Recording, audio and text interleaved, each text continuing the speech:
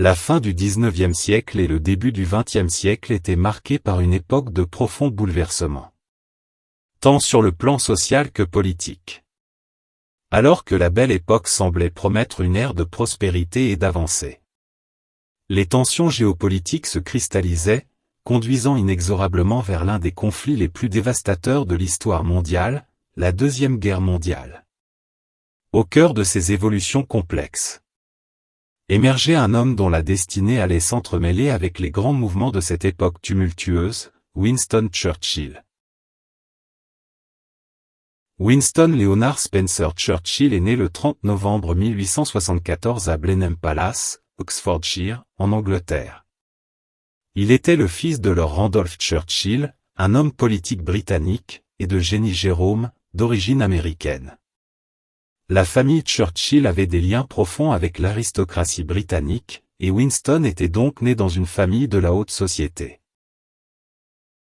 Churchill a reçu une éducation précoce à domicile de la part de sa mère, qui était une femme intellectuellement stimulante.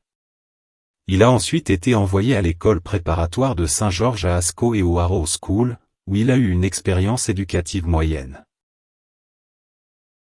Après avoir terminé ses études à Harrow, Churchill a postulé à 2 reprises pour l'Académie royale militaire de Sandhurst, où il a finalement été admis en 1893. Il a rejoint l'armée britannique et a été commissionné comme sous-lieutenant dans les hussards de la Reine. Il a ensuite servi en Inde britannique, où il a participé à des opérations militaires et à des campagnes contre les tribus frontalières. Après son service en Inde, Churchill a démissionné de l'armée et s'est lancé dans une carrière de journaliste. Il a été correspondant de guerre et a couvert des conflits tels que la guerre des Boers en Afrique du Sud. Ses récits de guerre ont attiré l'attention et ont contribué à sa renommée en tant qu'écrivain et journaliste. En 1900, Churchill a été élu au Parlement en tant que député conservateur. Il a par la suite changé de parti et est devenu un libéral.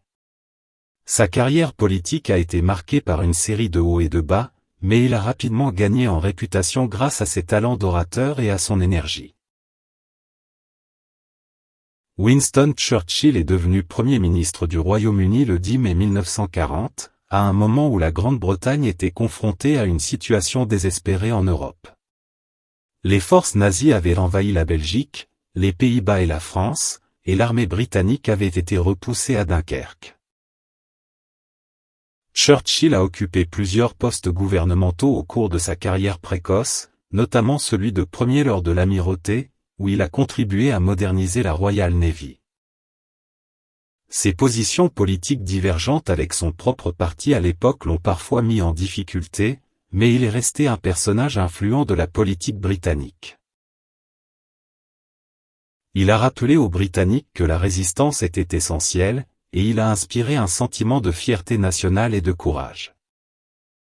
Churchill a rapidement établi des relations étroites avec d'autres dirigeants alliés, notamment le président américain Franklin Roosevelt et le dirigeant soviétique Joseph Staline. Ces relations ont été cruciales pour la coordination des efforts alliés. La jeunesse et les débuts de Winston Churchill ont jeté les bases de sa carrière exceptionnelle en tant qu'homme d'État, orateur et leader mondial. Ces expériences initiales ont contribué à façonner sa personnalité et son approche de la vie et de la politique. Dès son entrée en fonction, Churchill a prononcé des discours mémorables pour galvaniser la nation britannique. Son célèbre discours « Nous nous battrons sur les plages » est l'un des exemples les plus marquants de son éloquence et de sa détermination. Le leadership de Winston Churchill pendant la Seconde Guerre mondiale est largement reconnu comme l'un des aspects les plus marquants de sa carrière politique. Churchill a joué un rôle central dans la formulation de la stratégie militaire britannique et alliée.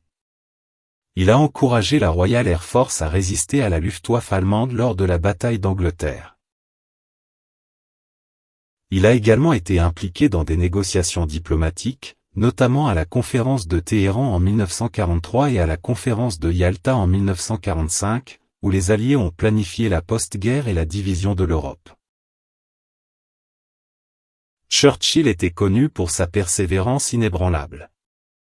Même lorsque la Grande-Bretagne était sous le feu de l'ennemi, il refusait de considérer une capitulation et encourageait la résistance à tout prix.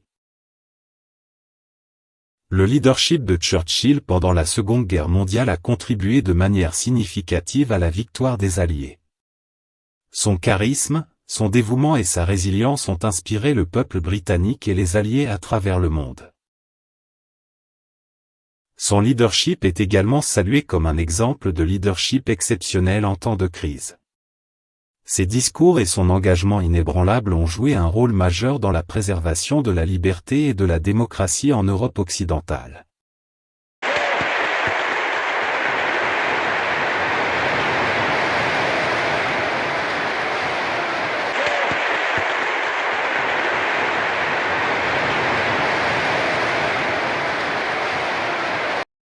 Après la Seconde Guerre mondiale, Winston Churchill a continué de jouer un rôle majeur sur la scène internationale, particulièrement dans le contexte de la guerre froide. Son célèbre discours à Fulton, Missouri, en 1946, où il a popularisé le terme « rideau de fer » pour décrire la division entre l'Est et l'Ouest, reflète son inquiétude face à la montée de l'influence soviétique en Europe de l'Est. Churchill a préconisé une étroite alliance avec les États-Unis pour contrer cette menace, contribuant ainsi à la formation du bloc occidental. Malgré sa contribution cruciale à la victoire alliée, Churchill a perdu les élections générales de 1945, le public britannique optant pour un changement après la guerre. Bien que cela ait marqué la fin de son mandat en tant que Premier ministre, il a effectué un retour triomphant en 1951, reprenant ses fonctions à la tête du gouvernement. Son deuxième mandat, bien que plus court que le premier, était marqué par des initiatives clés, notamment la gestion des premières phases de la décolonisation britannique. Après son dernier mandat en tant que Premier ministre, Churchill a resté actif dans la vie politique britannique en tant qu'arbitre respecté. L'héritage de Winston Churchill est vaste et perdure bien après sa mort. L'un des aspects les plus durables de l'héritage de Churchill est son rôle en tant que Premier ministre du Royaume-Uni pendant la Seconde Guerre mondiale. Ses discours inspirants et son leadership pendant cette période ont galvanisé la nation britannique et les Alliés, contribuant à la défaite de l'Allemagne nazie. Churchill était un orateur remarquable. Ses discours sont souvent cités comme des exemples classiques de rhétorique politique. Son style oratoire puissant et sa capacité à articuler des idées complexes de manière simple ont laissé une empreinte indélébile dans l'histoire. En 1953, Churchill a reçu le prix Nobel de littérature pour ses écrits historiques et ses mémoires sur la Seconde Guerre mondiale. Son talent d'écrivain est largement reconnu, et ses livres restent des références importantes pour comprendre cette période de l'histoire. Churchill a été l'un des premiers partisans de l'idée d'une Europe unie pour prévenir de futures guerres. Il a appelé à la création d'une Union européenne ou d'une structure européenne dans des discours prononcés après la Seconde Guerre mondiale.